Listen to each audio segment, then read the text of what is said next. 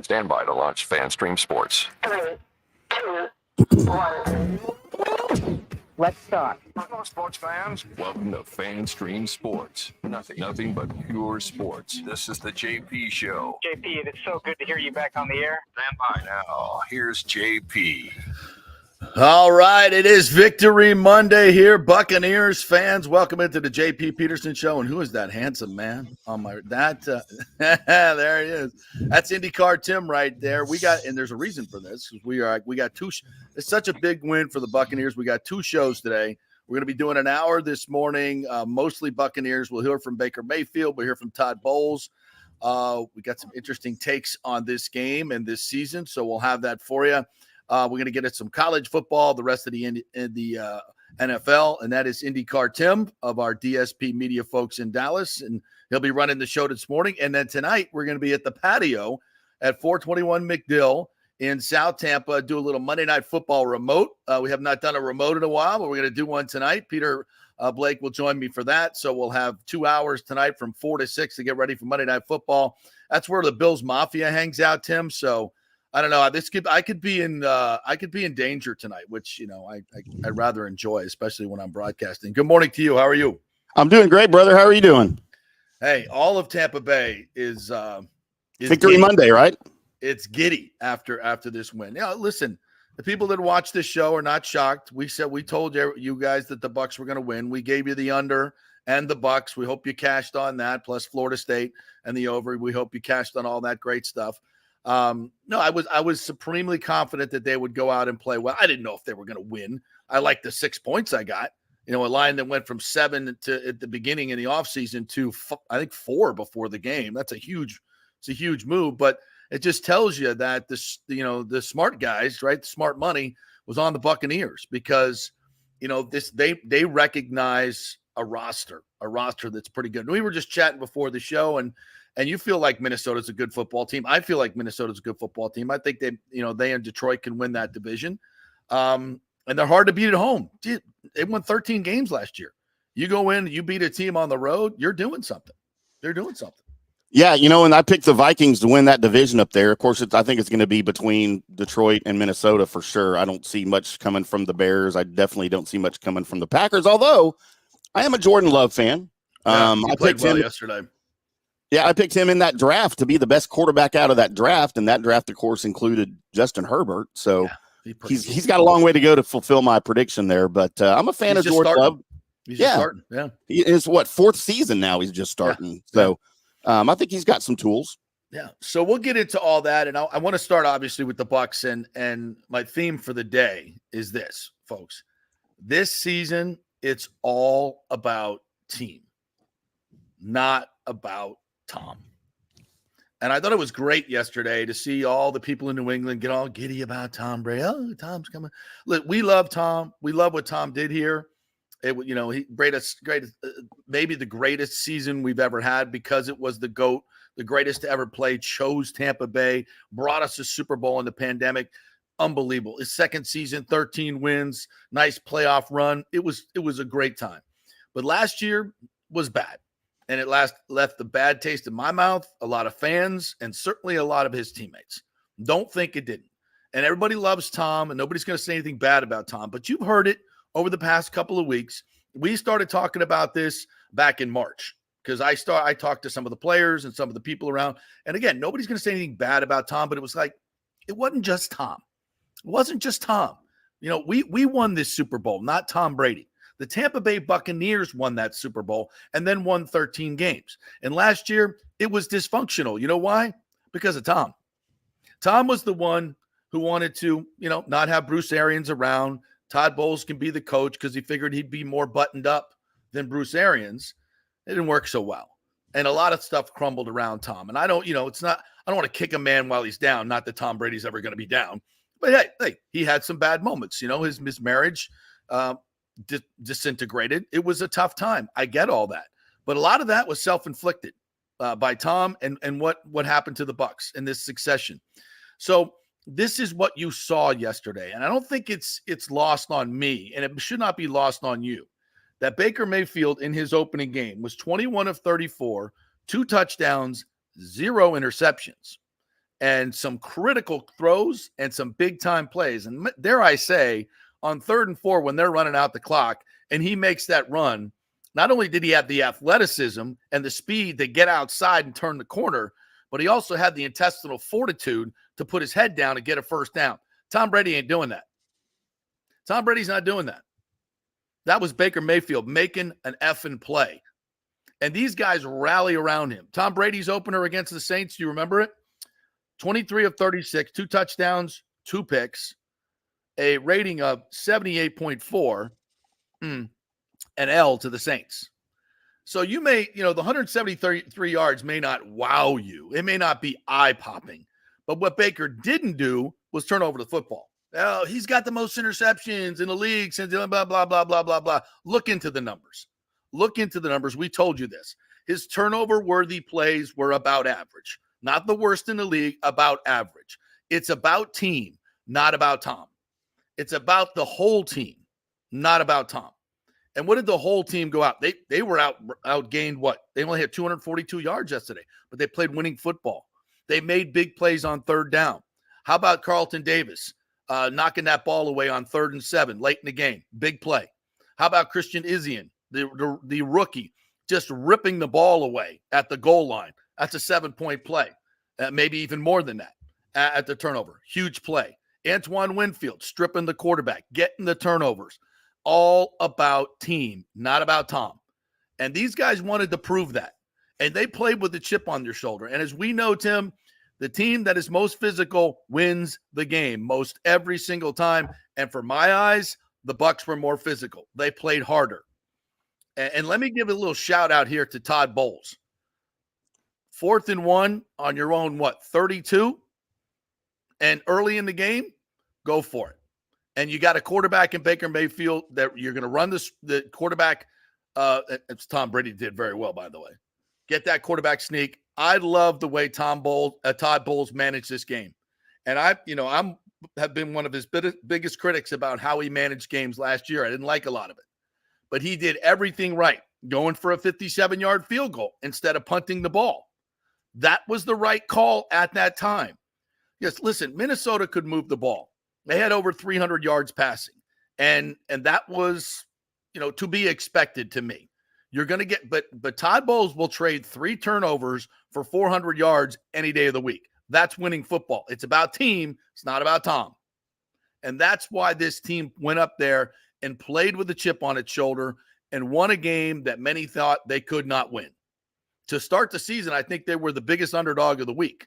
Now, that number came down as people started to look at the Buccaneers roster and stop thinking about, oh, it's Tom Brady. He's gone, replaced by Baker Mayfield. 2 wins. Lazy take. Lazy effing take. And they went out and showed you that it's not about Tom. It was about the roster on this team. Now, are they going out to win the Super Bowl? Nah, probably not. That's not going to happen. But you know what they are doing? They're going to build for the future around a team and a nucleus. And I think a lot of these guys may be here when they are ready to win a Super Bowl. Who knows? I mean, nobody had the Bengals going to the Super Bowl a couple of years ago, and they damn near won it. Nobody had the Eagles going to the Super Bowl last year, and they damn near won it. Who knows? Hell, Madden 24 already predicted the Bucs are going to the Super Bowl and losing to the Chiefs. Although the Chiefs don't look so good right now, do they? Without Travis Kelce and Chris Jones. So, listen, it's week 1 in the NFL. You're never as good as you think you are, or you're never as bad as you think you are. Hope Mike Tomlin can definitely subscribe to that because the Steelers got their ass kicked. And I didn't see that. I didn't see that coming. But I tell you what, Tim, for my money, and this is why I love this team. This is why I love Baker. And this is why I think the fans are just going to embrace this team. I love it when the quarterback embodies the community and the culture of the city, right? And those teams usually win. This is a weird theory I have, but when your teams kind of match, Tampa Bay is kind of a, it was formed by the Italians and the Spanish and the Cubans. It's an immigrant city, Ybor City. That's where Tampa Bay was kind of born. And it's a hardworking, still blue collar. It's nothing like Miami. You can see, look, Miami's got the glitz and the glamour. They got Tyreek Hill and Tua and Waddle, and they're running around and all flashy and stuff. You can score 38 points all you want. They're not going to be a winning football team this year. It looks great, but you got to play defense. You got to have some guts to you. You got to have a backbone. When somebody says you look thick, you can't cry and whimper at the podium like their quarterback did last week. I want a quarterback that's going to stand up there on 3rd and 4 and run somebody over. And that's what Baker Mayfield did. And he's humbled himself. He's not the entitled jerk that we saw early on in his career, or that was people's perception of him. I love his story. Everywhere he's gone, he's had to fight for it. Everywhere he's gone, he walked on Texas Tech, walked on at Oklahoma. And what does he do? He's a winner. He's a effing winner. And the guys rally around him. So I love them. If this team can stay healthy, I think they have a shot to win the division. And this offense is going to get way better. As we've said many times in this offseason, the defense needs to carry them early, and that's what they did yesterday. In the first half, this offense my phone was blowing up. They're like, this team is awful. I'm like, relax. It's going to take some time offensively. They only played two series in the preseason, which I thought was a horrible miscalculation by Todd Bowles, because they came out and they looked terrible offensively. They did. But you knew that they could make some plays as they got going because the roster's just too good. Mike Evans is too good. He's going to get open. Chris Godwin, I thought, the numbers weren't huge, but he made some really, really big plays. And how about Trey Palmer getting a touchdown in his first game as a rookie? A lot of guys stood up, and we'll talk about a lot of game-changing plays. But to me, this was all about team. It wasn't about Tom. That's the theme of the season, even though nobody's going to run out there and say it. Guys have hinted at it. You've heard about it. They've hinted at it. But inside that room, that's what they're talking about. That's what they're talking about. And I think it's a driving force. It's a powerful force. When people doubt you and they slough you off because, the superstar isn't there anymore, it's a powerful thing. Especially when you got a team that's got a pretty damn good roster and some young players that stepped up. And when you start to see that can be special. That can be special. Well, and I'll tell you what impressed me about Baker, and I'm a Baker fan too. I have been since he was at Tech, because again, I always pull for the underdog, right? I loved his moxie. I loved his, I guess just his demeanor on visiting fields, planting the flag on the opposing field. I love that, and I thought for sure this guy is going to be great in the NFL. Well, he probably won't be great, but man, he can sure still be really good. Because looking at the Bucs and the Vikings, for him to pull out a win on the road in a loud stadium, by the way, that new stadium they have up there is crazy loud. It's no Arrowhead, but it's pretty loud. And when you look at the box score for the Bucs and the Vikings, the Buccaneers less than 5 yards per pass, right? Mm-hmm. Yeah. Less than 4 yards per play. Yeah, it's bad. And they go into Minnesota. And we talked about it off the air before the show. Baker Mayfield may be the ultimate bus driver as a quarterback in the NFL, because he led the offense, and they didn't have to put up gaudy numbers. Mm-mm. That defense stepped up. And the Vikings had 369 total yards, but 17 points. And that defense from Tampa Bay should take 17 points any day of the week against any opponent. And they've got a good shot to win with Baker at quarterback. Yeah, I agree with you. And, it's one of those games where the NFL is weird. You look at it across the league, and, the thing that doesn't mean a whole lot is yards. The yards are just not that important. If you're making plays, red zone conversions are important. Making your kicks is important. We didn't even mention Chase McLaughlin with a 57-yard field goal. A guy that's been to 11 different teams in 5 years. And he steps up, and Todd Bowles had the confidence in him. And that's something he didn't have last year with Ryan Suckup. He's the most accurate kicker in Bucs history, 82%, but he couldn't make a field goal over 48 yards ever. And these are times when you got to get a big one. And that was the game-winning kick from 57 yards. Those are not, those don't come every Sunday, folks. To step up and hit one like that right down the gut, that was big. And you love a gritty win like that. To me, that can really propel you. Now you got to just kind of shelve that one and come back and play your style of football. Look, and again, the offense is going to get better. It's just Dave Canales' first game calling plays as an offensive coordinator. He looked out of sorts in the first half, and they got it better. That drive in the second half, 16 plays, 75 yards, converting on third down, that showed me something.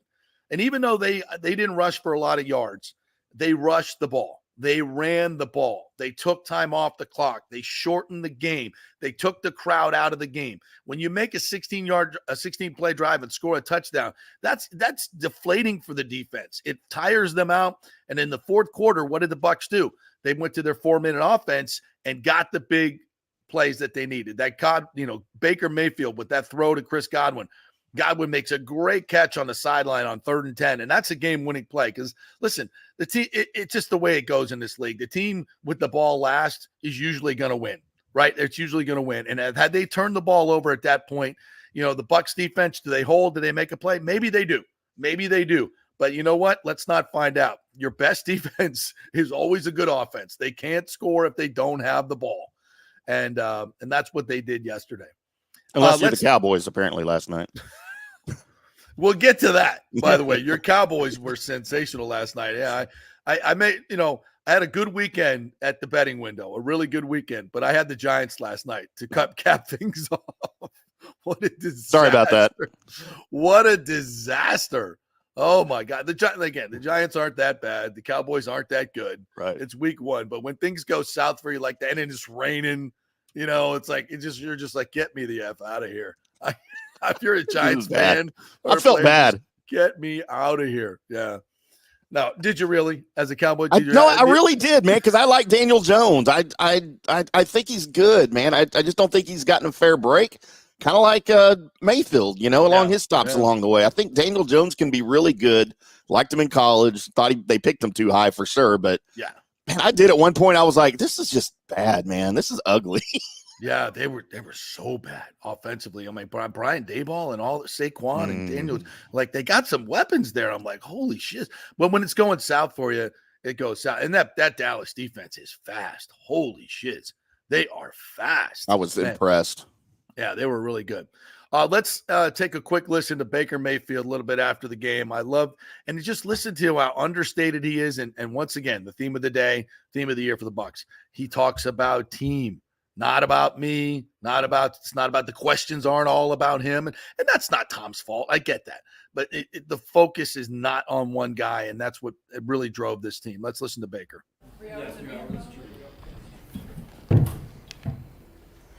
Congratulations. First win as a Buc. Thank you. Yeah, not our prettiest start by any means. Great environment, like we expected, really loud.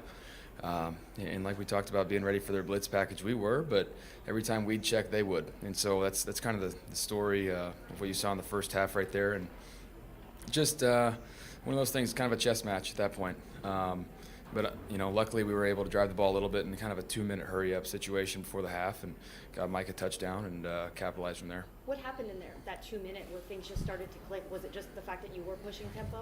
Yeah, pushing tempo, not letting them get into certain things, and just making them declare what they're doing. And then I can't say enough about our defense, how they played. That's an incredible offense that we just played up against. A few turnovers, and I mean, they did a really good job, especially with how many snaps they had to be on the field with us.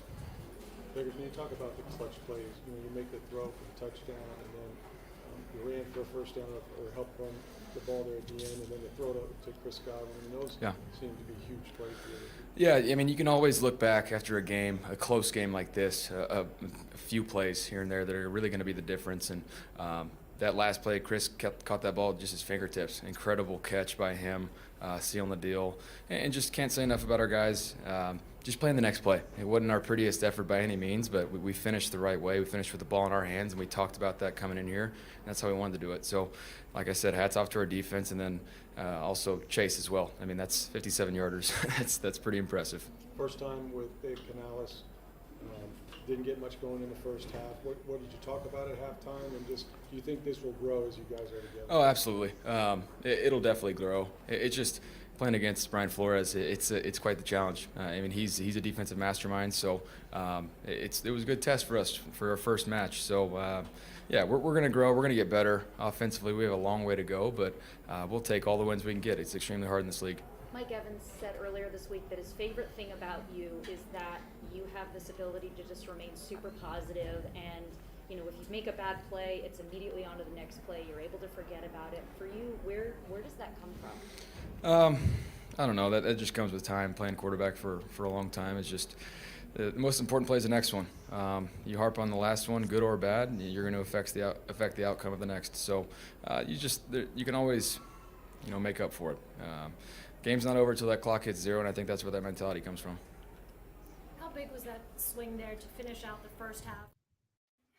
There's Baker Mayfield, boy. It's just the humility and Tim. It's one thing I noticed. The first press conference he was here. The assembled media, we were all just let's see what this is all about with Baker Mayfield. And I for one, asked a couple of questions about his humility, seeing if he would take the bait, and he didn't take the bait. I wasn't trying to do a gotcha. I just really wanted to just get to the core of it and like, who are you now? Like, where are you at right with your career? And ask some very direct questions about that. And he didn't. And what I loved about it is he didn't try to blow smoke. He didn't make excuses. He just said, man, it just basically said, look, I've been through some tough times, man. I've learned a lot. And I'm better for it. And I'm ready to move forward. And that has kind of been his theme. And I tell you what, it's a great marriage with this team. It really, really, you can see how it fits. It really is a good fit. And, so much of the NFL is about good fits, right? You got, players and coaches that match each other, cities that match each other with the culture of the team. You go back to Tony Dungy and that team, their first Super Bowl team, man, that was a great match. And I feel something really, again, I don't think this team's winning the Super Bowl, but they're going to be a lot better than people think. And I think Baker's just the guy to do it. Well, especially in that division, right? Like, yeah. I mean, who else? Nobody looks good. And I mean, I guess Atlanta looked improved, but I don't know if I'd call them good. And my poor Saints, they'll never be good again, I swear.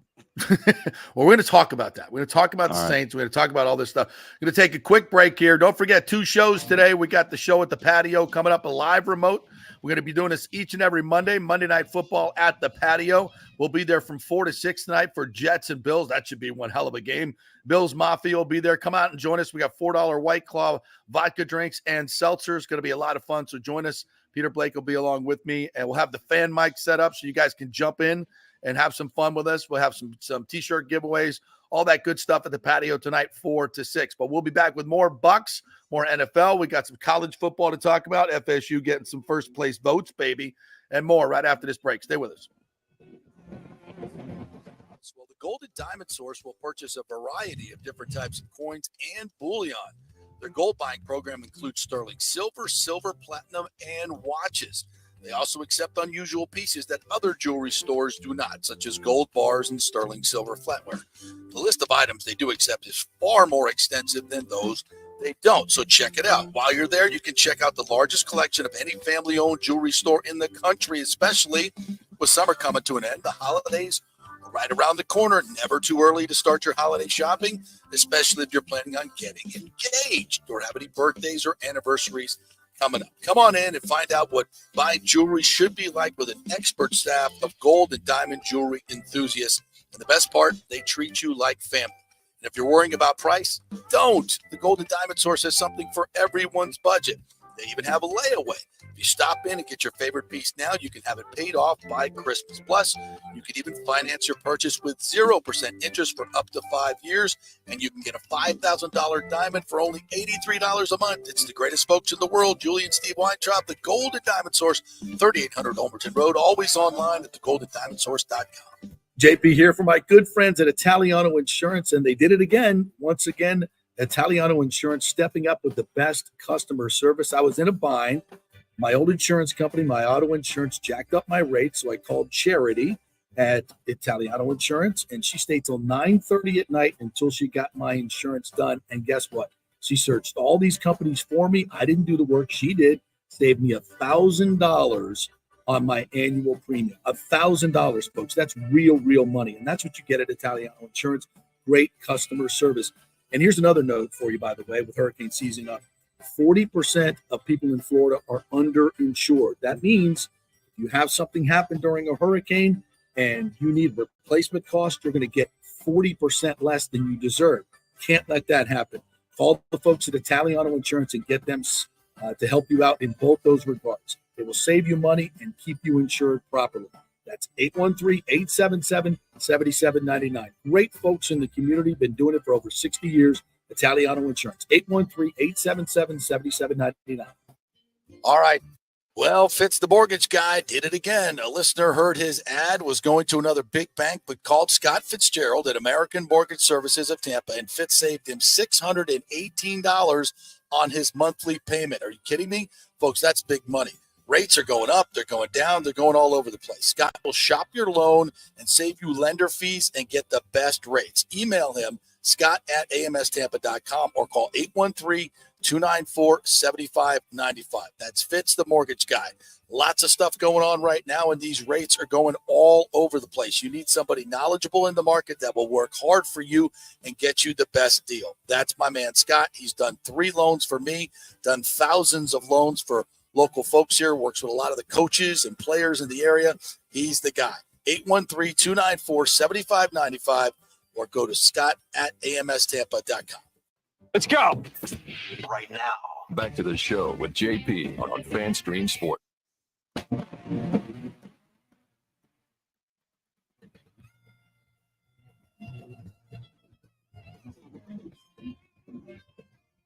think you're on mute, JP.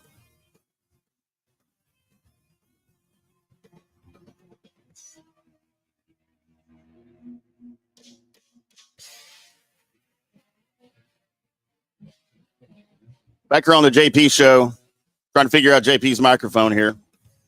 Tough doing a show when you're there. You go. You almost had it.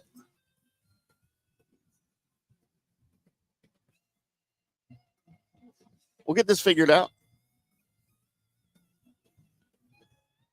It's probably there you go. Yeah, it's an internet issue with my good friends at Spectrum. Love those people. Can you believe?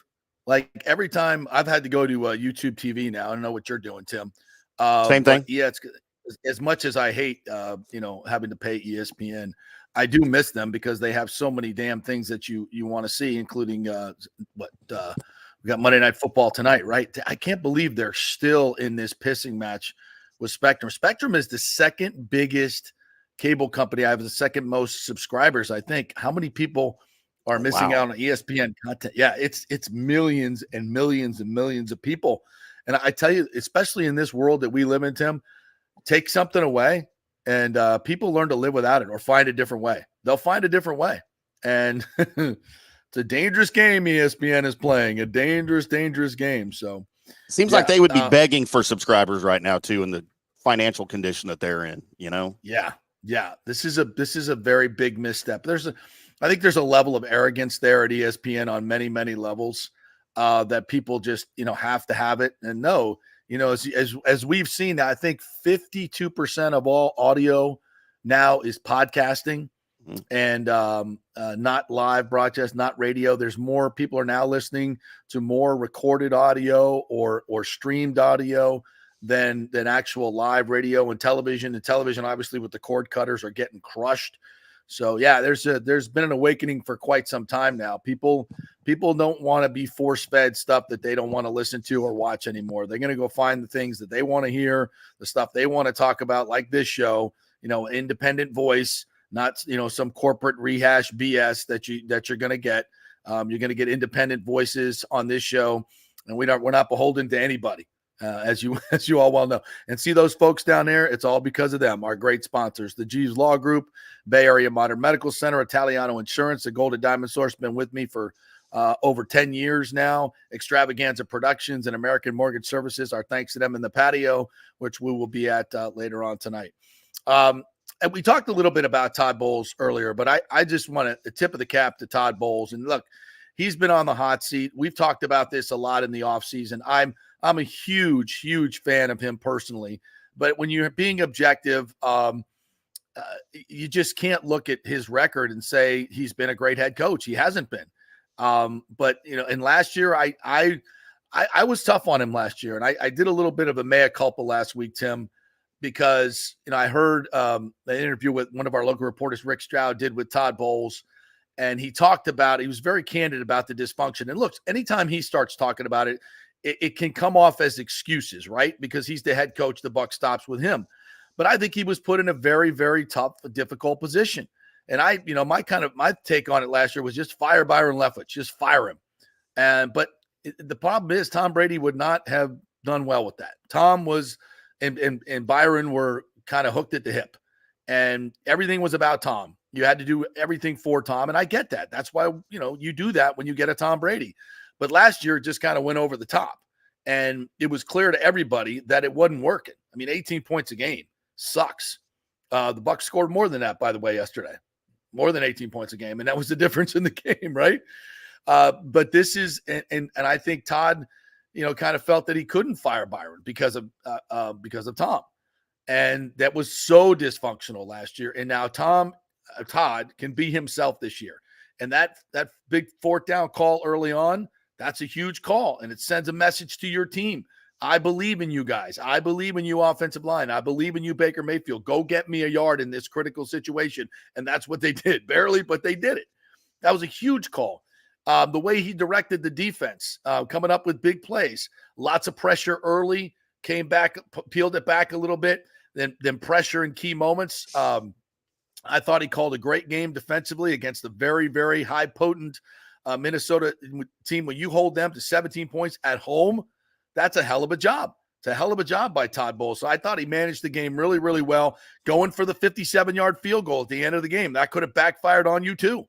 So every call that he made in this particular game was good, and it worked out for him. Every call and the way this team played as a team, the accountability, not a whole lot of bad penalties, 3 turnovers to none.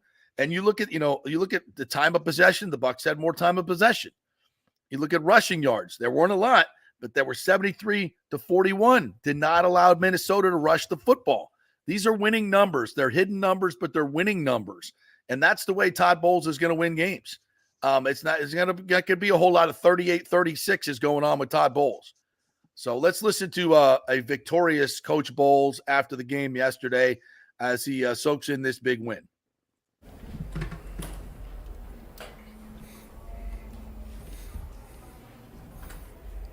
Congratulations, Coach. Thank you. Can you talk about, it looked like you guys struggled a little bit offensively in the beginning, first half at least, but then maybe caught some rhythm, and of course, the defensive stops. Schematically, they gave us a hard time in the beginning. They did some things we had to get used to. I thought the adjustments Dave made at halftime were outstanding. We started moving the ball some. We stuck with it. These guys are gritty. It's a tough win, tough place to play. Very high-powered offense that you guys went up against. Justin Jefferson was quite the challenge, but your defense was able to get a number of takeaways. Can you just talk about their performance? 3 turnovers are big. He got some plays. I don't think you can ever stop that guy. And we kept him out of the end zone, so that was a plus. He's one of the greatest to play. And those guys played gutsy. We got off the field in the second half. They made some gutsy stops, and I thought they pulled through. You signed Chase McLaughlin because you wanted a strong leg. What do you think? That's a tied career high. Could you have drawn that up any better for him? Couldn't have drew it up any better. That's what we got him for. He was accurate. He got it through the uprights. He made a hell of a kick. Your quarterback before that 2-minute drive was like 3 of 12 in the first half. Just what can you say about his ability to put all that behind him, the offense to put all that behind them, and to have such a productive 2 minutes and then second half? Baker's gutsy. He's tough. The guy stayed behind him. The great thing is when he was having problems, he wasn't turning it over. He's giving our defense, kept him in the game. He kept getting out, but he wasn't turning the ball over. They stuck with it. They made some plays. He made some gutsy runs at the end, and the offensive line came through for him. The receivers showed up, and it was a great team win. You've told us before you don't care what the outside has to say, but a lot of people didn't give you guys a chance for this game or even for this season. Just what did today you think tell them? I don't know what it told them. It told us what we knew all along. We can go in and win the ball game. Again, if I paid attention to it, I would actually have something to say, but I don't. Think of the job Devin White did today. He did a hell of a job. I mean, they did a great job covering the screen game, finding that hider. Him and Levante both, they were flying and making some plays that for anybody else, that ball would have got out of there, and that was a big part of their ball game. Something we really wanted to try and slow down a little bit. I thought he did from a call standpoint. He did a hell of a job. When he's out there, we're a better team. Christian Izien made a couple big plays there. You get that from that rookie, and then you have Trey Palmer getting a touchdown. Were you impressed with those 2 rookies in particular? Like I said, they're going to play. They're good football players. You just didn't know their names. You know, they're making themselves household names right now. You don't just make first-team nickel as a free agent without being a good football player. So Coach Ross does a great job with them. Coach Johnson does a great job with them, and he made some great plays. One game doesn't obviously make a season, but it's clearly better to get the season off on the right foot. So in the vein of that, what does this do for this team now? It's a great win today. We got to move on tomorrow. It's just good to know you won't go 0-17. Elijah Cansey, the calf injury, do you have an update on that? No update yet. I know he came out because of it. I'll check on it after this. Or do you know if there's any idea if it's more severe than the first? Or? I'm not sure yet. Then. Coach Bowles, that first drive coming out of halftime, 9 minutes, that was a beefy drive. What did that do for your offense and just being able to sustain that and end up with 7?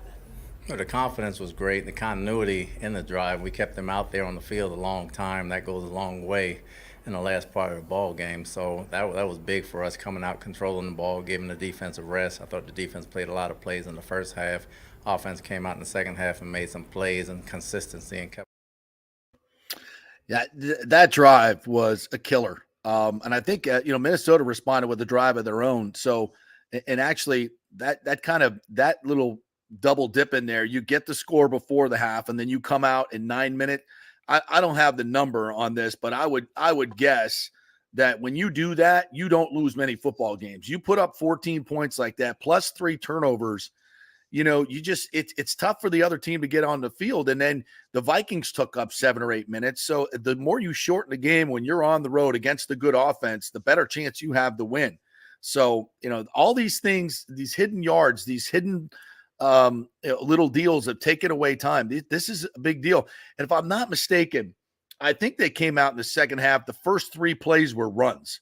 So you sit there and you say, you know what? We're physically going to take it to you now. And we just got a first down without throwing the football. And that starts to put things in the other team's mind. Okay, now we're getting physically beat. If they can just start handing off the ball and control the game, we got issues. And they did that a couple of times in that drive. So, again, it wasn't a lot, but they got 73 yards, which was almost double what the Vikings had in terms of rushing yards. So, again, all these things, you're going to look at this as a stat sheet and say, wow, 242 total yards and you won a game with 3 turnovers. That's winning football, man. It's winning football. And I'm here for it. And we'll see. I've got a question for you, JP. Go ahead. Let me pick your football brain for a second, not your Tampa Bay Buccaneers fan brain. All right. Todd Bowles, is he the Bucs, you think, long-term answer at coach? I'm not, so I'm only familiar with Todd Bowles other than where else he's coached. But he was here in Dallas as the secondary coach, like from 05 to 07, 08, something like that, and wasn't very impressive. Now, I know that was a long time ago. People grow. They get to be better coaches. He's a head coach now, again, obviously. But I've never been super impressed with Todd Bowles at any level of any position that he coached. You know what? Todd's got a lot of Tony Dungy in him. He's got a lot of Tony Dungy in him. He's a very, I covered both of those guys for an extensive period of time. Gotten to know Todd a little bit. They're very, very similar guys. They're family guys. It's like he celebrates with Chips Ahoy and milk. Gruden's going out there knocking back, a 12-pack. It's not, everybody's different. Not criticizing either one. But it's just he's different. He's got a lot of Tony Dungy in him. I think you can be successful with that in this league, though. Defensive coordinators, defensive coaches aren't. They're not having a whole lot of huge success outside of Bill Belichick. And I know, you can say he's won 6 Super Bowls. It's just there hasn't been a whole lot of success there. So it's a tough question to answer, to be quite honest with you. He's not Mike Tomlin. He's not that fiery guy. He's not Sean McVay, an offensive genius. He's more Belichickian and Tony Dungy than he is, right. To Kyle Shanahan, right? But Kyle Shanahan doesn't have a Super Bowl. He's got a 28-3 loss on his Super Bowl record as an OC. But so it's tough to say. Tony Dungy finally won a Super Bowl because he had Peyton Manning. And those defensive coaches, if you get a superstar quarterback like Tom Brady or Peyton Manning, now it's a great marriage, right? Now, is Baker Mayfield that guy? Probably not. So it's a tough question to answer, but you can, I like where this team is at right now. And I like the way they won this first game. Beyond that, I don't know where they're going. And I don't see this as a Super Bowl winning team, but you just never know. You never know in this league. You can win a lot of games where this offense has to get markedly better. And I think it will. So that's why they play the games, brother. It's why they play the game. And Todd's been a very successful defense coordinator. He has been, he has had teams, that Buccaneer team defense. I mean, look what they did in the Super Bowl. Look what he did to Pat Mahomes. He saw an offensive line that was banged up, and what did he do? He got after their ass. And he mixed it up well enough to keep Pat Mahomes out of the end zone. They kept Patrick Mahomes out of the end zone. So, yeah, you got to give him, and then he comes back the next year and gives up, it calls a terrible zero blitz situation against the Rams and loses a playoff game over it. So, but I tell you this, I like the way he managed his team. I like the way this team played yesterday, mistake-free football. And this is his team. It's his imprint. He made the 4th down call, the long field goal call. Hard to be better. Hard to be better. Baker's under a 1-year deal, correct? Yeah, 1 year prove it deal. If things go south for Baker and they have to go through another quarterback change, and God knows who that would be now going into it, does Todd Bowles survive something like that? Or no.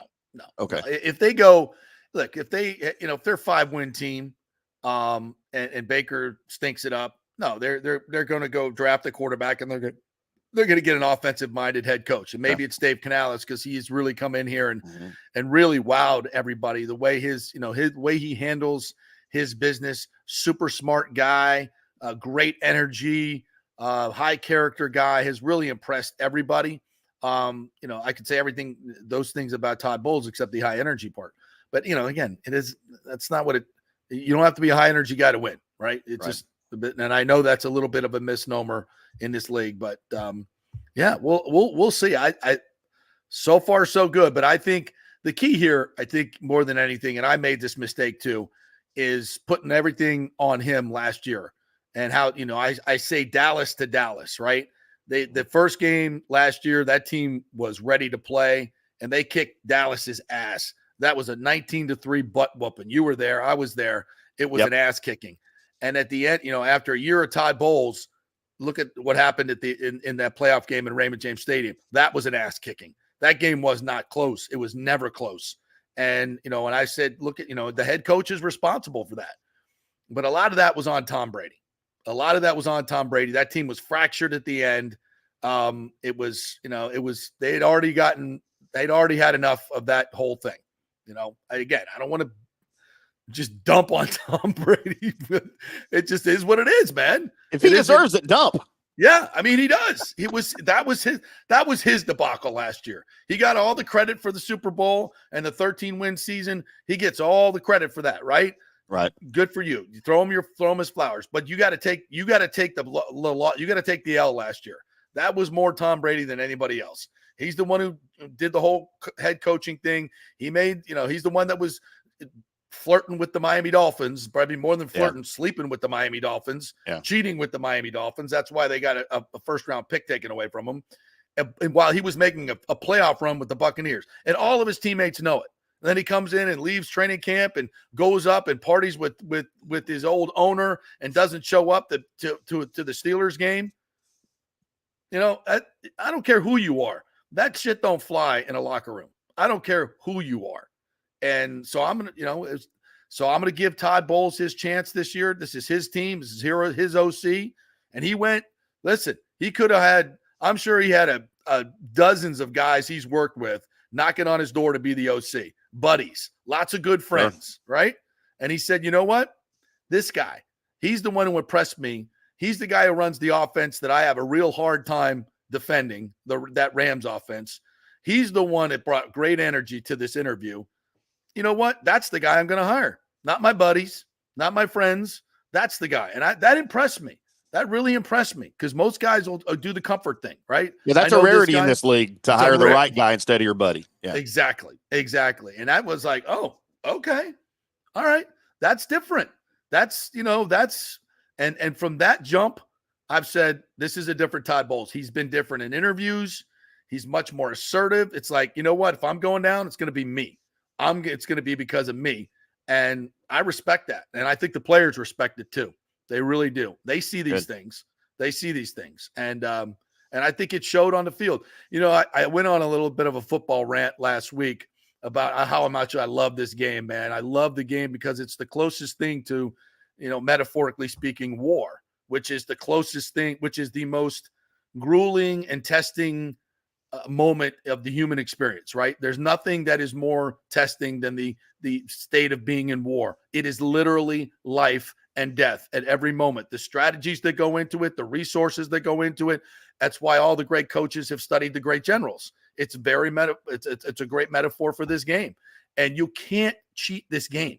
You can't. You can for a little while, but eventually the authenticity better come through. You're going to be found out for who you are. If you're not physical enough, if you're not smart enough, if you're cutting corners, this game finds you out, man. And that's why I love this game.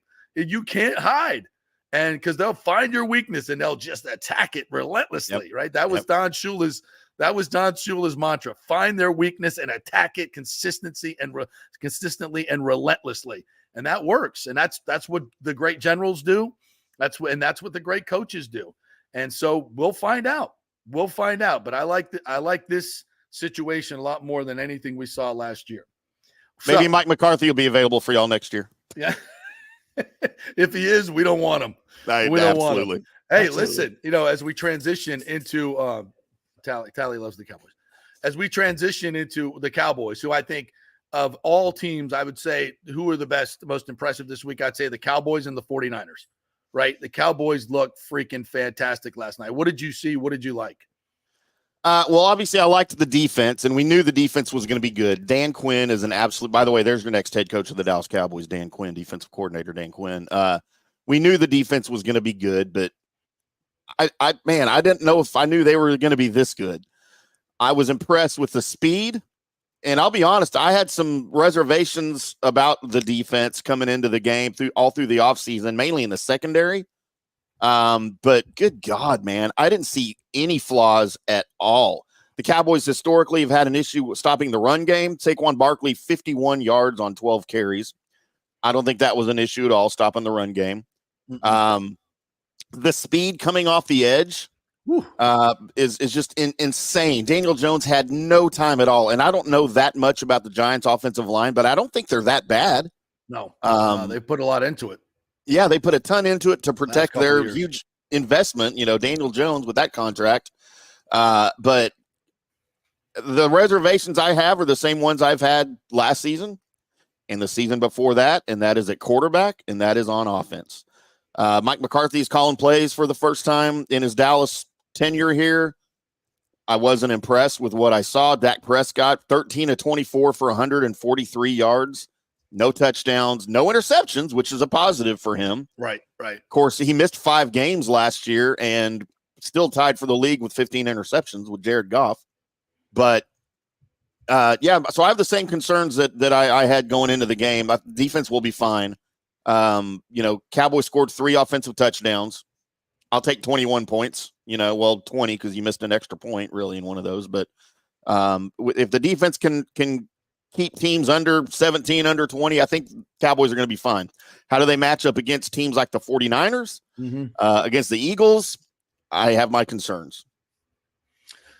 Yeah, I don't think you could really, evaluate the offense under Mike McCarthy. Look, when you get out to a lead like that on a rainy night, it's stupid to put the ball in the air. He managed that game like he should have managed the game. You're gonna get a win. You're not out there to throw it around. It's everybody. Look how explosive we are. Don't need to do that. We'll have to do that some other time. Don't need to do it tonight. So I'll just, they managed the game the way they should have managed the game. There's no reason for Dak to have thrown it more than that on a rainy night. So that's smart football. That's good. That's winning football. You don't have to be a hero.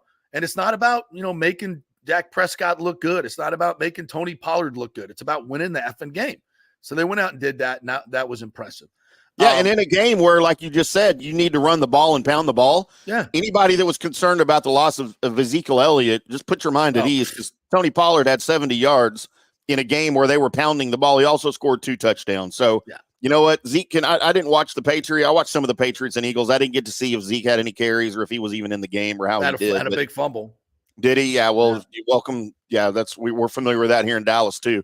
But I have zero reservations about the running game here. Rico Dowdle, the second string, Deuce Vaughn, the rookie draft pick out of K-State, got some carries late in the game. And I mean, he didn't impress, but he wasn't bad, for playing against some of the second teamers. So I'll take it. Yeah, they look good. The 49ers, man, went into Pittsburgh and just bitch slapped Pittsburgh at home. That does not happen to the Pittsburgh Steelers, folks. That just does not happen. That's why I had money on the Steelers as an underdog at home. I'm like, Steelers at home on an underdog, this team. And Bosa just signing, like, how effective is he going to be? Look, the 49ers Eagles are the most physical team in the league. And they just beat the snot out of the Steelers. You don't out-physical the Steelers at home. And they did. I mean, they had 1 yard, the first 5 drives. Kenny Pickett and that Steelers offense that we thought was going to be so good, 1 effing yard in the first 5 drives. Are you freaking kidding me? Yeah, I saw that stat. I mean, holy that's in an NFL game. And Brandon Ayuk had a couple of touchdowns. Purdy was really, really good. CMC, 123 carries, 100 and some yard. He had 160, 70 yards from scrimmage. He was phenomenal. When he's healthy, and how much will he be healthy? That's a big thing this year. But it's interesting, they ship out Trey Lance that it's been all, and I think they finally just figured, all right, we effed up. So you know what? You can give up if you got a franchise quarterback, which I think they may have in Brock Purdy, and you get him in the 7th round. You screwed up giving away the 3 first-round picks, but whatever. You found a guy in the 7th round. That kind of makes up for it. And the rest of your team is just freaking loaded. 49ers are scary. They're scary, scary good. And the Cowboys play them, I think, week 3 in San Francisco. Yeah, so it'll be an early, may not be, I can't remember what week, but it's coming up here in the next month or so. So it'll be an early season NFC matchup for us to watch. The Dolphins yesterday, everybody's going to love the Dolphins, but again, I think it's fool's gold. They're explosive. But are they physical enough? Jalen Phillips came up with some big plays defensively. They got the big sack at the end on Herbert. Great game to watch, by the way. I watched that whole game. That was fantastic. Herbert's fantastic. Tua's great. He's great. He was 466 yards, 3rd most for a season opening debut, 28 of 45. Yep. He made some eye-popping plays. And I love Tua. But, is he going to be able to finish the season? We'll see. Tyreek Hill obviously helped him out a lot too. Yeah, how do you not cover that guy? How do you maybe you just can't cover him. Maybe they were doubling him all game and it just doesn't even matter. Well, he's a cheetah, so. Yeah, he is the cheetah. What else did you see from the NFL yesterday? How about the Bengals collapsing against the Browns? What happened to Joe Burrow, man? 82 yards passing. People thought I was crazy, but I did this. So on my fantasy team, my Joe Burrow is my quarterback, right? And I have to sit him 3 games this year. You have to start all your starters at least 3 games in my fantasy league. So you got to pick some games where he's not going to, you got to figure he's not going to play great. And so I started Sam Howell over Joe Burrow yesterday in my fantasy league. And it worked out really well because I'm like Burrow coming off the calf injury against the second best pass defense. And Joe Woods is not the DC he was trending this morning anymore. So, and the Browns have a lot of great talent on that side of the ball. And the Browns were at home against the Bengals. I was like, if I got to sit them, 3 times, this is definitely one of the times I should sit him. Right. So I sat him, and I didn't think he would be that bad, though. Yeah, I didn't think he would be that bad, but he'll be fine. The Bengals will be fine. That was just a bad matchup. And he had, listen, even when you're Joe Burrow, if you don't play for 6 weeks, going to be a little rough. Sure. And that's another thing. We don't really have time to get into it now, but I wanted to talk a little bit about the policy or the tendency for teams not to play some of their, and I know Burrow couldn't play in the preseason because he was hurt, but teams like Tampa, teams like the Cowboys, where your starters need reps before, this isn't college. Yeah. You have the availability to practice some. I think it hurts those teams. And I know you have the risk of injury, but it's football. If you're going to get hurt, you're going to get hurt. You still got to play. You got to practice. I hate that tendency that teams don't play, at least in the final preseason game. You only got 3 now. Yeah. So I agree with you, and hate I that. think that's why the Bucs offense was so slow starting. And the Bucs offense was not great, and I think they should have played more than 2 series in the preseason to get ready. And so you went out and won the game, but it wasn't because your offense made some big plays when they needed it, no question about it. But I think they could have been better. All right, let's take one more break. We'll go a little bit more than an hour, Tay, but we got to get one more break in. Then I want to hit the Rays and some college football. Big weekend for Florida teams, and maybe not so good for your Aggies there. It gets Miami too. All right. So quick break. Our thanks to all of our sponsors, the Jeeves Law Group, Bay Area Modern Medical Center, Italiano Insurance, the Golden Diamond Source, Extravaganza Productions, and American Mortgage Services. Back in 3. Stay with us. Did it again. A listener heard his ad, was going to another big bank, but called Scott Fitzgerald at American Mortgage Services of Tampa, and Fitz saved him $618 on his monthly payment. Are you kidding me? Folks, that's big money. Rates are going up, they're going down, they're going all over the place. Scott will shop your loan and save you lender fees and get the best rates. Email him, scott@amstampa.com, or call 813-294-7595. That's Fitz, the mortgage guy. Lots of stuff going on right now, and these rates are going all over the place. You need somebody knowledgeable in the market that will work hard for you and get you the best deal. That's my man, Scott. He's done 3 loans for me, done thousands of loans for local folks here, works with a lot of the coaches and players in the area. He's the guy. 813-294-7595, or go to scott@amstampa.com. Have any old coins sitting around the house? Well, the Golden Diamond Source will purchase a variety of different types of coins and bullion. Their gold buying program includes sterling silver, platinum, and watches. They also accept unusual pieces that other jewelry stores do not, such as gold bars and sterling silver flatware. The list of items they do accept is far more extensive than those they don't, so check it out. While you're there, you can check out the largest collection of any family-owned jewelry store in the country, especially with summer coming to an end. The holidays are right around the corner. Never too early to start your holiday shopping, especially if you're planning on getting engaged or have any birthdays or anniversaries coming up. Come on in and find out what buying jewelry should be like with an expert staff of gold and diamond jewelry enthusiasts. And the best part, they treat you like family. And if you're worrying about price, don't. The Golden Diamond Source has something for everyone's budget.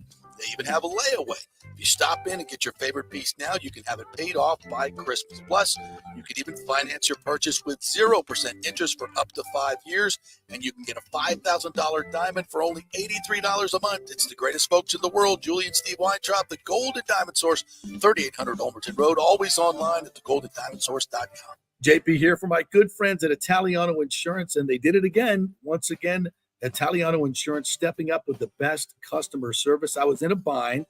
My old insurance company, my auto insurance, jacked up my rates, so I called Charity at Italiano Insurance, and she stayed till 9:30 at night until she got my insurance done. And guess what? She searched all these companies for me. I didn't do the work. She did. Saved me $1,000 on my annual premium. $1,000, folks. That's real money. And that's what you get at Italiano Insurance. Great customer service. And here's another note for you, by the way, with hurricane season up. 40% of people in Florida are underinsured. That means if you have something happen during a hurricane and you need replacement costs, you're going to get 40% less than you deserve. Can't let that happen. Call the folks at Italiano Insurance and get them to help you out in both those regards. They will save you money and keep you insured properly. That's 813-877-7799. Great folks in the community, been doing it for over 60 years. Italiano Insurance, 813-877-7799.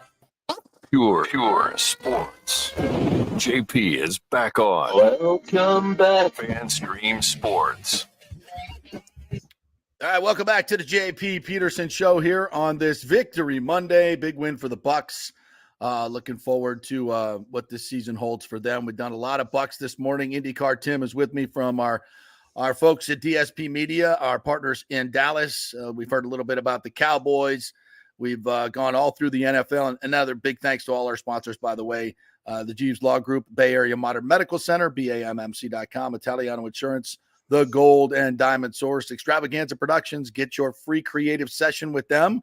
Go tour their warehouse. Tell them you heard it on the JP Show.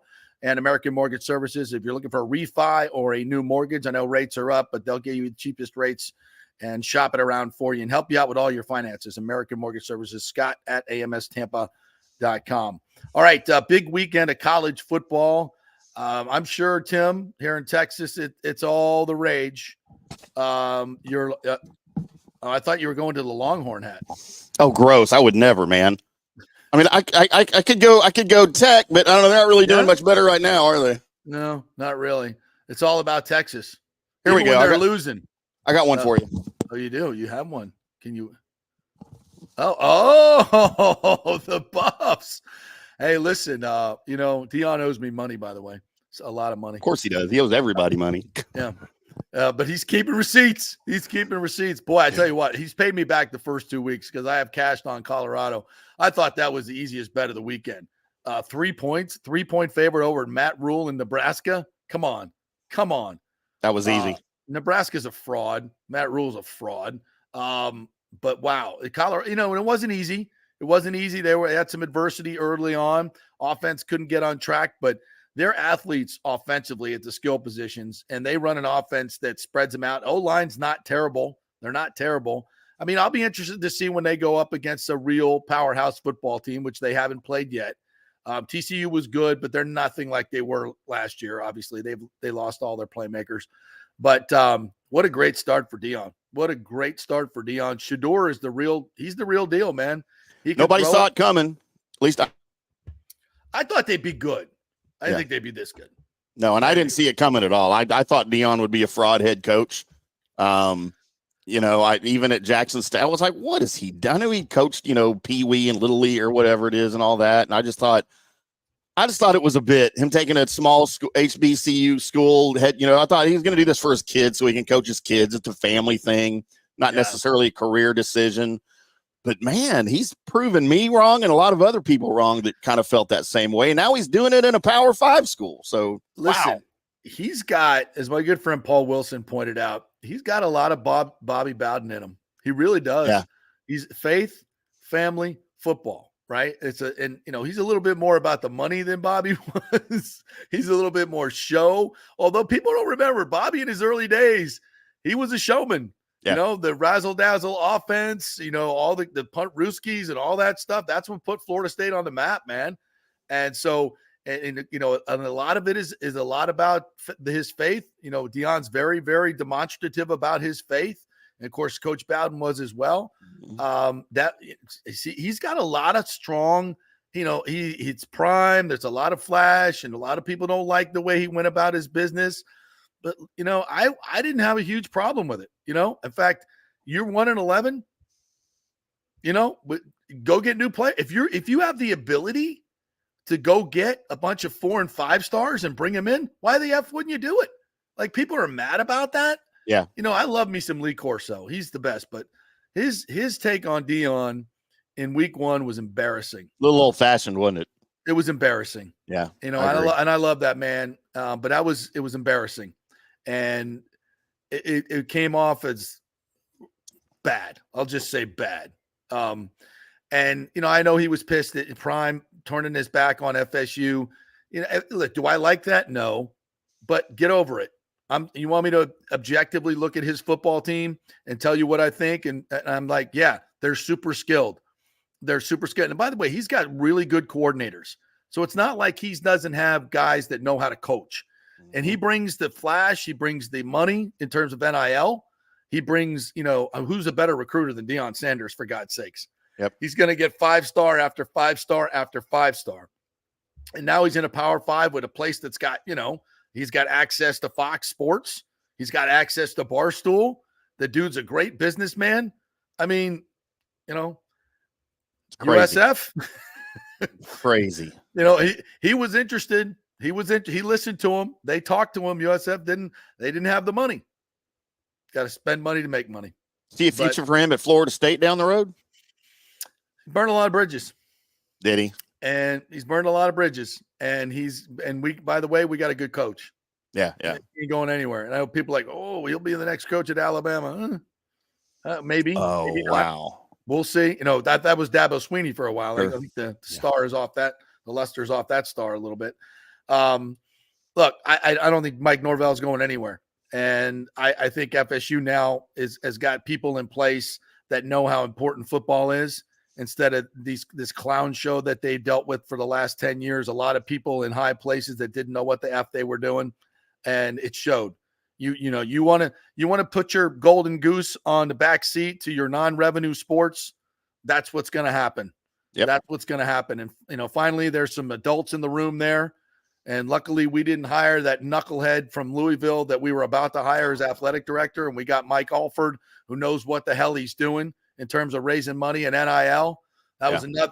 And that was the residue of administration's past that almost made that huge mistake. And we avoided that. Thank God. If you haven't heard that story, well, I'll be happy to tell it one other time on this show. And it's so Florida State now, as we transition to them, they put it on Southern Miss. And that's, you double a team up and you run for 300 yards like they did. That shows you that you have the physicality to play with the big boys and beat up anybody you need to beat up. After you did that with week 1 at LSU and you follow that up with a route where you name your score, that's a team that should be ranked number 1. And a lot of people have the number 1. Georgia, that was a no-score game, right? After the first quarter. Yeah. It took them a little while to get going. I don't know what Georgia is. I'm not going to sit here and say FSU is better than Georgia, but FSU, to me, what they've shown, they're about as good as anybody. Now, tell me about the A&M Miami game. I just saw the highlights. I didn't watch it. So, close game. I feel like these teams are pretty evenly matched. Of course, last year, Miami came in at Kyle Field, lost 17-9. The Aggies struggled again last year. But both teams are completely different. Chris, I'm a crystal ball believer, and I think he's going to have that thing a top 5 team sooner than later. The Aggies, on the other hand, I've been speaking the past couple of years as an Aggies fan. I went to A&M. I did not graduate from A&M, so I need to state my allegiance right now. I was politely asked to leave by the staff and faculty and to never return to campus ever again back in the early 90s. Late 80s, right out of high school. Yeah. That's a story for another day. But, my dad played for Bear Bryant at A&M. Oh, wow. I didn't know that. Yeah, my family goes he was a Junction boy. My family goes way back through A&M's time. And so, I bleed maroon. That's really it. So, and I've tried to be a believer, man. I've tried to be a Jimbo guy. I told you before the show off the air, I didn't know him that much about Jimbo coming in when he got hired. I was happy that we finally had a guy with some skins on the wall. I was happy that we had a guy that seemed like he knew what he was doing. Kevin Sumlin certainly didn't do anything after Johnny Manziel left, and obviously he didn't do anything anywhere else either. But man, the honeymoon is over for me. I mean, he's in his 6th season now. Yeah. And dude, I'm done. I am done. I was trying to trend the hashtag fire Jimbo Saturday night. I was trying to make it trend, man. But I am done, man. I am so done. Listen, Jimbo's a fraud in my book. Anytime you leave a team the way he left Florida State because he got his panties in a wad, he didn't get everything he wanted. And look, I just said what I said about the Florida State administration. They screwed that up. But if you're a man of character, you don't quit on your team in September when you have your new deal with A&M, which is exactly what he did. He quit on his team. He took his coaches off the road recruiting. That's disgusting. That shows me a huge lack of character. Bobby Bowden would never do that. Mike Norvell would never do that. Nick Saban would never do that. The quality guy, Kirby Smart would never do that. Mac Brown would never do that. That means you're a fraud. It means you're all about yourself and your self-interest. And as I said, the game of football finds you out, man. The game of football finds you out. When you're a man of low character like that, and there have been other instances in his life that have showed that, you're going to be found out, and he's a fraud. And when I heard they gave him a guaranteed 10-year contract, I literally laughed for a half an hour. I'm like, and then they extended him too, right? Didn't they? Then they extended him too. He is under contract through 2031. So if they fire him in 2023, his buyout is almost $77 million. If they wait till 2024, it goes down to $68 million. The next year is $58 million. 2026 is $48 million. And you know what? They have the money, so I don't even give a flip. It's the principle of the matter. The dude sucks. I'm so done, man. Yeah. I'm so done. He's a fraud. And I feel for you, partner, as a lifelong A&M guy. That's just not going to go well for you. So unfortunately, and then I got to watch Texas beat Alabama. Good God. Yeah, Texas. Bad weekend for you. Texas showed, they showed out the worst home loss for Nick Saban. Only double-digit loss he's ever had at home, 34-24.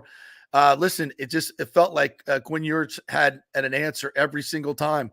A couple of great deep balls for that team, that Texas team, and their defensive front. Holy crap, their defensive front is legit.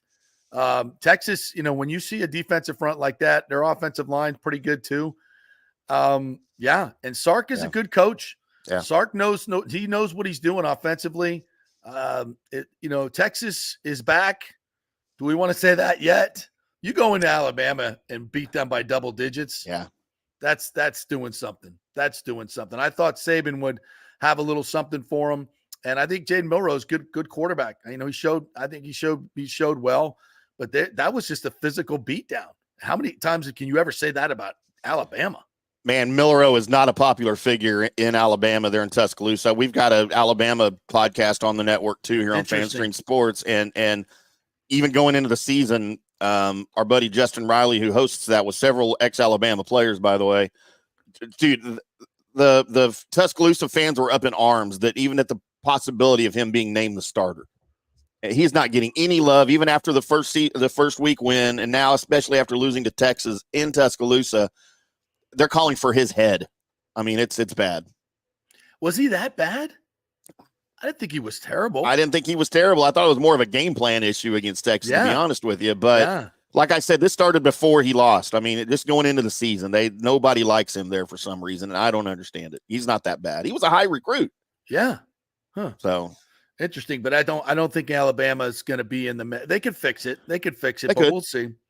I just didn't like the way they got pushed around in their own place. And FSU, we didn't mention much about them. Trey Benson had 3 touchdowns. They're just, when you run like they did, Jordan Travis had a couple of touchdown passes. They just dismantled them. Their second, Tate Rodemaker was in there, and by midway through the third quarter. So that was impressive. What else from college football? Not a lot of big weeks, but I think we covered most of them. The Rays had a big weekend, just to transition a little bit to baseball here. The Rays had a big weekend. They get a walk-off Saturday night. Yandy Diaz walks it off. They had 2 comebacks on Friday and Saturday night. Yesterday, Josh Lowe came up with some big hits. Harold Ramirez is knocking the cover off the ball. He's got 18 RBIs in his last 20 games, and the Rays are just banking wins. But it's hard. The Orioles have been really, really good. This week, they're going to go to Minnesota for 3, and then they got 4 with Baltimore in Baltimore. That's going to decide the division. So interesting times for the Rays, and they keep winning. I don't know how they keep winning with all the injuries they've had, but they keep winning, and it's good. By the way, for all you Rays fans who are worried about the Rangers in the postseason, you can forget it. The Rangers aren't going to make the postseason. They're done. Yeah. Wow. That was awful. It's a massive collapse. So somebody was asking about the Rays. Yeah, Mario. Yeah, they took 3 of 4. Nice win. Good weekend for FSU. I mean, for Tampa Bay Sports. Thomas Casper, thanks for joining us again. Anybody question going to 4th and 1 at the Bucs zone 30? Yeah, I loved it. I love Bowles. They had about half a yard to get, man. In that situation, that's a tone setter. You punt there. You just. I don't know. I hate it. I hate it when you're punting in a situation like that. Just line up and go get it. And if you don't get it, you live with the consequences. Bucs Live says, if you know how the lines are set, it has nothing to do with the predicted score. It's a prediction of getting 50% of the voters on each side. Oh yeah, absolutely. Right. Sure. Of course. But, and that's why it started at 7, because everybody was down on the Bucs, and then the smart money brought it down to 4. Always watch those line moves, folks. Those are pretty telling. What else? We didn't mention USF. USF gets a big win over FAMU. Alex Gulesh got his first win. And now Alabama comes to town after getting their ass kicked by Texas. Wow. They're going to be looking for blood too, man. I feel bad for those USF players. Oh my God. That might be a fun game to watch. If you're an Alabama fan, I mean, it can't be uglier than Cowboys Giants, right? It's not going to look that bad. I don't know. It could be. It could be uglier than that. All right, that'll do it for us here. Appreciate you guys listening. Don't forget, we'll be at the patio tonight. 2 shows today. It's a Victory Monday. Tim, thanks for pinch hitting here today. Great Anytime, job. man. Yeah, good to Anytime. hear from you and all our good friends there in Texas. We'd love to have you on. Thanks you guys for listening. Come out to the patio tonight and say hello. We'll have some fun prizes for you. $4 White Claw seltzers and vodkas. It's a Monday Night Football. And oh, by the way, I wanted to mention this because John Hill jumped in here and said they're close to a deal. ESPN is close to a deal, so you might have Monday Night Football tonight. So it's just reported that they're close to a carriage deal. Funny how the first Monday Night Football game of the week, they finally get it back. Huh? You know what Jerry Jones says? Deadlines make deals. Deadlines make deals. All right, buddy. We'll see you at the patio tonight, 4 to 6. Thanks for watching. We'll see you tomorrow, same time, 10 to 12. See ya.